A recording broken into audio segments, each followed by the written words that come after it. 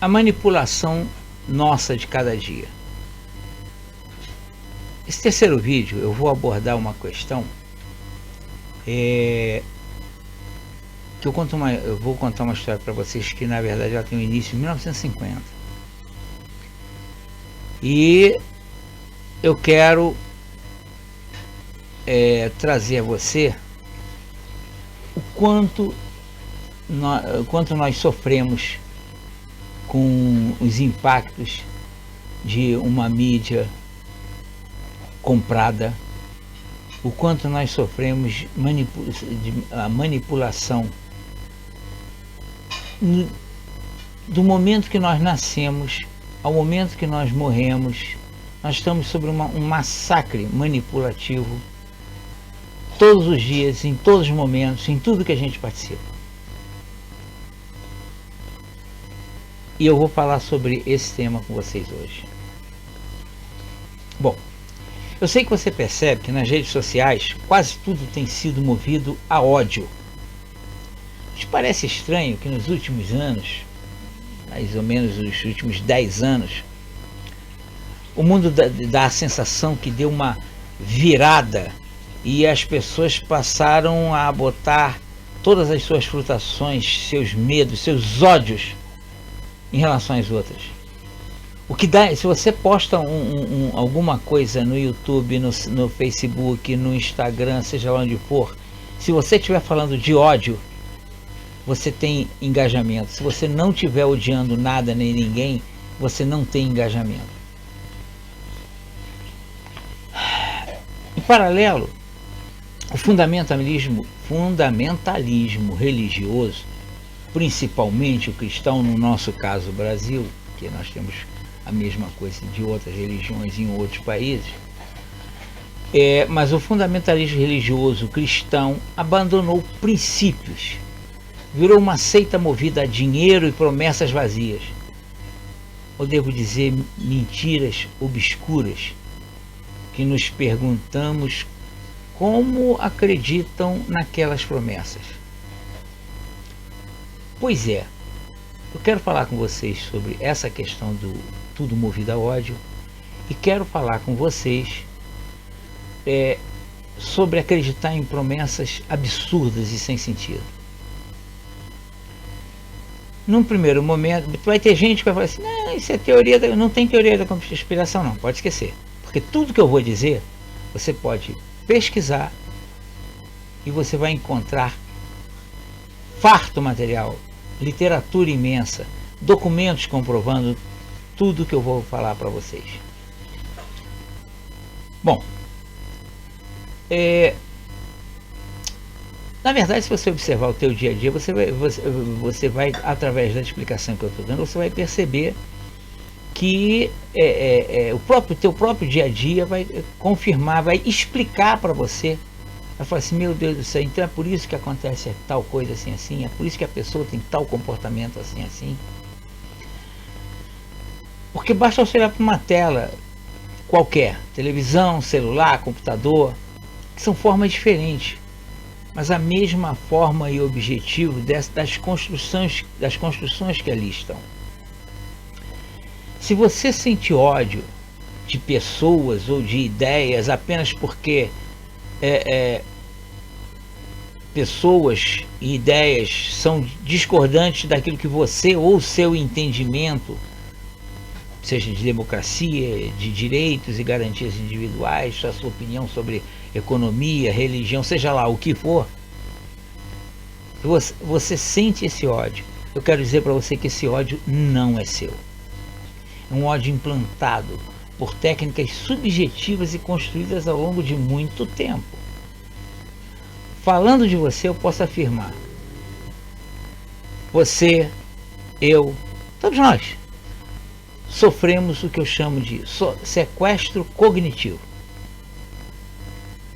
Maior ou menor grau, alguns profundamente, outros superficialmente, mas de alguma maneira nós sempre sofremos as reações de um sequestro cognitivo. O principal mecanismo de sequestro nos nossos tempos são as redes sociais, mas isso não começou aqui, até porque elas não existiam. As aplicações práticas destinadas a esse sequestro cognitivo, elas começaram no rádio, foram para a televisão e agora nas chamadas tecnologias quânticas, que são essas TVs modernas, os celulares, os computadores. Elas moldam seu dormir, seu acordar, seus gostos, seu consumo. E eu vou te contar como é que isso começou. Perceptivamente, o princípio básico que rege essa brincadeira sempre esteve presente entre nós. Para falar a verdade, não se saberia dizer quando foi que isso começou. A frase atribuída a um imperador romano reflete já esse conhecimento. Por exemplo, o povo quer pão e circo. Tenho certeza que você ouviu isso. O povo quer pão e circo. A gente pode fazer o que, em outras palavras, a gente pode fazer o que quiser aqui no governo, dando pão e circo para eles, vai estar tudo sempre tudo muito bem. Isso era a percepção de uma dominação por um sequestro cognitivo. A manipulação de necessidades básicas de alimentação e de lazer, servindo a um objetivo de dominação. E funciona. Mas vamos trazer para tempos mais próximos da gente. Porque com o avanço do conhecimento, avançou também a forma de fazer isso, que se tornou um segmento do conhecimento humano a partir de um experimento, que criou todo esse arcabouço de como as coisas têm que ser feitas, como elas acontecem, e isso constante evolução e adaptação à medida que o tempo passa e coisas diferentes evoluem e acontecem. Em 1950, em plena Guerra Fria, a CIA americana, um órgão de inteligência americano, ele inicia um projeto chamado MK-Ultra, que visava controle mental das pessoas comuns com objetivos militares. A ideia era manipular comportamento social em máxima plenitude, gerando revolta aqui, assassinatos ali, massacres em escolas, ou qualquer outro ambiente por pessoas comuns que, quando superam aquela crise momentânea, muitas vezes elas não sabem nem explicar por que motivo tiveram aquela reação. Isso fica muito claro nas pessoas que entram numa escola, dá tiro num monte de gente, e as pessoas dão explicações que na verdade não fazem sentido. Porque eu vi o Zé passar perto de mim, aí eu peguei a arma e saí matando todo mundo. Não faz sentido. Bom, de início, esse projeto MK-Ultra, ele utilizou as chamadas drogas psicoativas. Falando em português, claro, o LSD, por exemplo. Outras, mas o LSD foi muito usado. Porque acreditavam necessitar de alguma coisa que não só superasse as barreiras psicológicas que nós temos, naturais, de restrição a comportamentos antissociais, etc., para poder implantar nessas mentes, através de determinadas fantasias, aquelas dentro das viagens psicodélicas produzidas, aquilo que eles queriam que as pessoas fizessem, e implantavam também um gatilho, podia ser uma palavra, uma ação, um fato, que iria detonar essas pessoas e elas fazerem aquilo que eles queriam.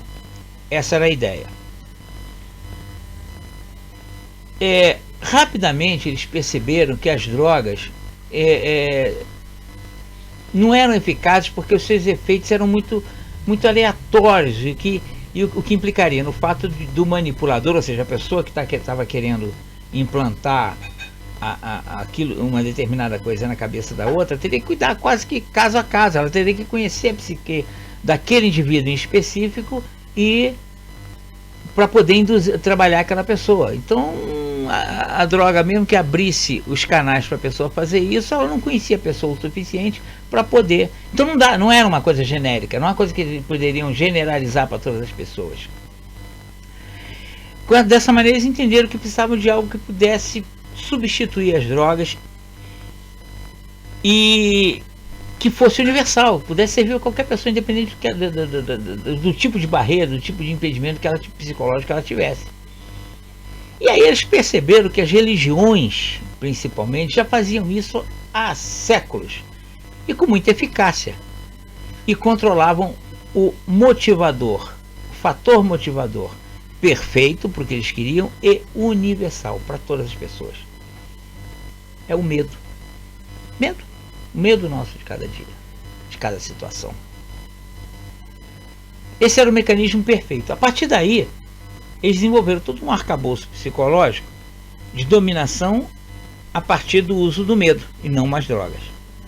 O medo do não pertencimento, o medo da falta de motivos para viver, o medo de não aceitação social, o medo de fracassar, o medo de insucessos. Poderia ficar aqui escrevendo uma infinidade de medos, dos medos nossos cada dia. Coisas bem pequenas, coisas muito grandes, mas que fundamentalmente são medo. Também descobriram uma outra coisa de enorme relevância. O medo não precisava ser secreto. Essa técnica não precisava ser secreta. Antes ao contrário. Antes ao contrário. O que eles precisavam era divulgar todas as técnicas que estavam desenvolvendo e colocar elas na maior amplitude possível de populações. O que eles precisavam apenas era fazer essa divulgação com o discurso certo, para as pessoas não terem a percepção do que estava e do que está por trás, que até hoje isso é assim. Mas não podiam falar do medo. Por que eles não podiam falar do medo? O medo ficava sempre presente, mas obscurecido, encoberto e disfarçado quase sempre pelo discurso de libertação de alguma coisa. Discurso de libertação. Essa expressão não é coincidência. A popularização desse conhecimento faria com que as pessoas aceitassem com facilidade e assim ela não precisaria nem se expor como realizadora de todo esse processo. Não é, ou seja, ela não se expunha porque ela não é, embora fosse a realizadora, ela não era a executora. A executora são todos nós, em todos os momentos, até sem saber. Quando a gente repete frases, quando a gente repete coisas que a gente ouviu falar e não sabe realmente, as fake news, tudo isso aí é dentro desse processo. Aqui, a popularização desse processo chegou através de um livro, em 1973. É curioso que o nome da pessoa é José da Silva, quem escreveu esse livro. Mas ele não é brasileiro, ele é americano. Talvez mexicano, acho que ele tem de origem mexicana, alguma coisa mais ou menos assim. E esse livro se chama Método Silva de Mind Control. O que é Mind Control? Controle da mente. O objetivo era a pessoa entender a própria mente e controlar a própria mente. Só que, na verdade, isso se tornava uma armadilha para a pessoa. Mas vamos lá. Só para perceberem, atualmente tudo isso recebe um nome, todas essas coisas que eu estou falando, todas as formas, maneiras, intenções, etc., elas estão incluídas numa coisa que deram uma denominação científica. Tudo isso é usado, é aplicado com o nome de neurociência. E é o principal recurso, por exemplo, usado por esses coach de porra nenhuma, são pessoas sem nenhuma formação, mas com uma grande habilidade de fala.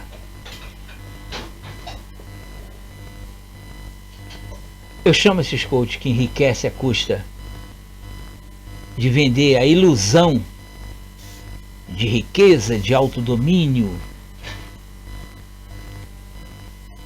através de tudo isso que eu estou dizendo a vocês, usando essas técnicas, esse conhecimento, que é pior.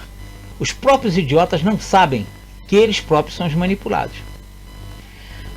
Todos que fazem parte do grupo que são manipulados e fazem esse trabalho exatamente pelo medo de serem pobres.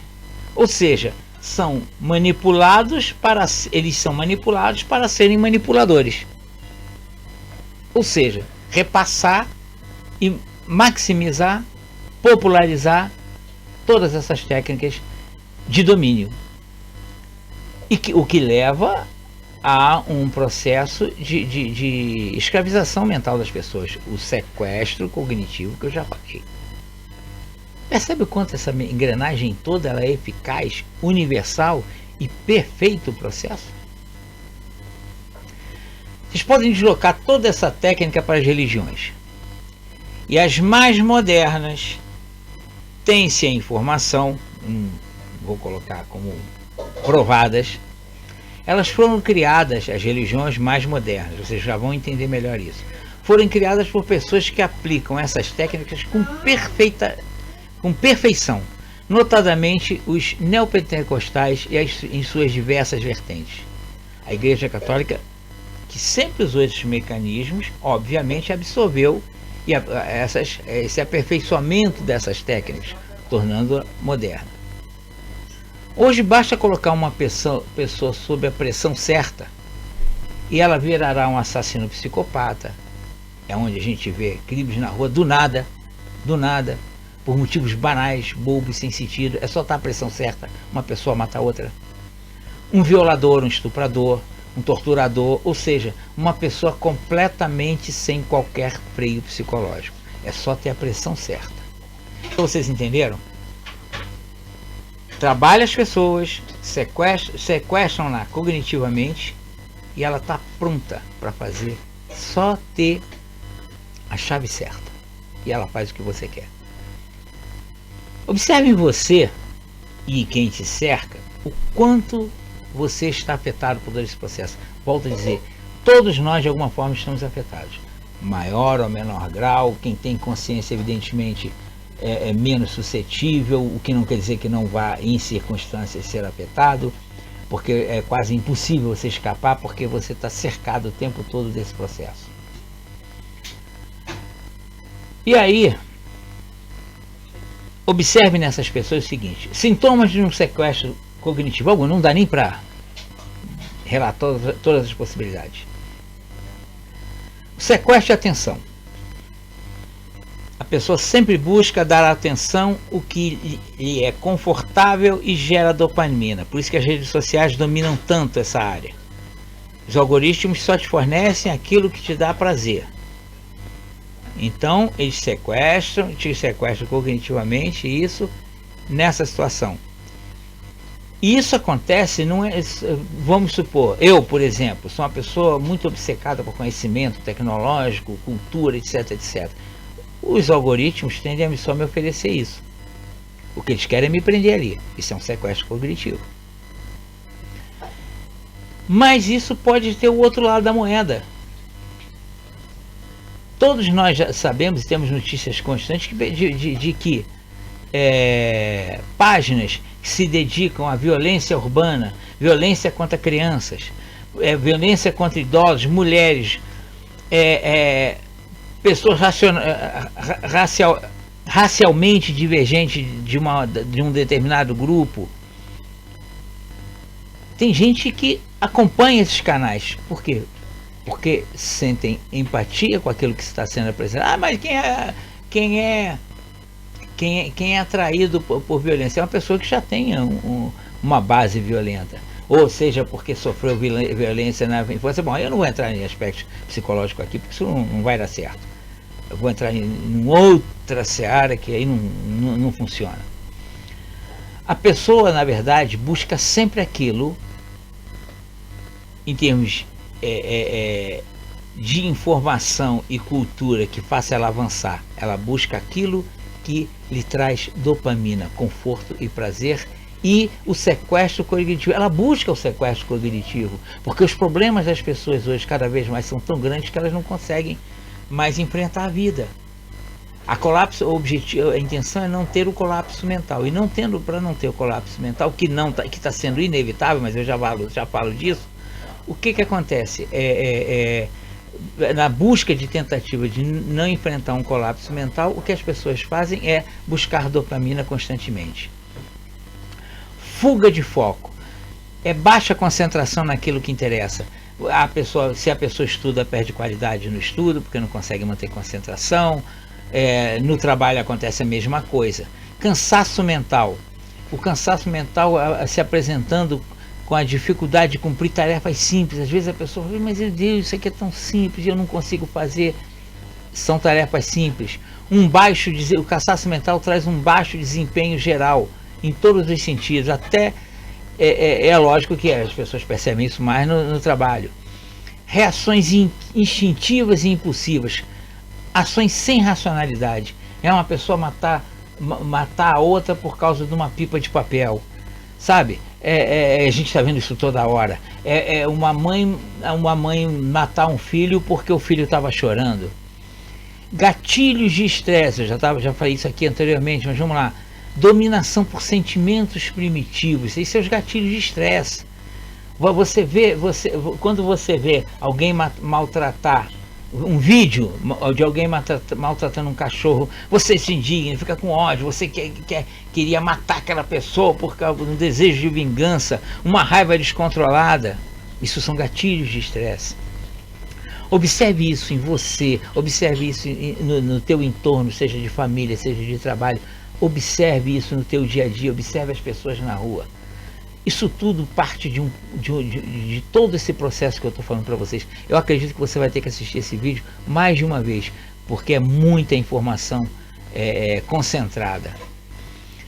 Tudo isso faz com que a pessoa, no final das contas, olha para dentro. Quando você olha para dentro, você se sente vulnerável, psicologicamente devastado, literalmente sem chão. O medo está amplamente implantado. E aí o caminho é fértil para a manipulação psicológica de todo tipo que você pode sofrer. Religiões crescem com promessa de salvação em outro plano, que você nem sabe se realmente existe. Apenas acredita e chama de fé, que dizem para você que é fé. A maioria sabe que é falsa, mas já perdeu para o medo. Algo como aquela porta do Jack no Titanic. Ele se segura, mas não tem a menor chance de se salvar. Agora que eu fiz os 19 vídeos curtos, te convidando a pular desse barco que só caminha para a destruição. Você também sabe por que eu me chamo de progressista. Sabe por que priorizo ações socialistas. Eu não sou um comunista, eu sou um socialista. Eu penso no social. Um abraço. Grato.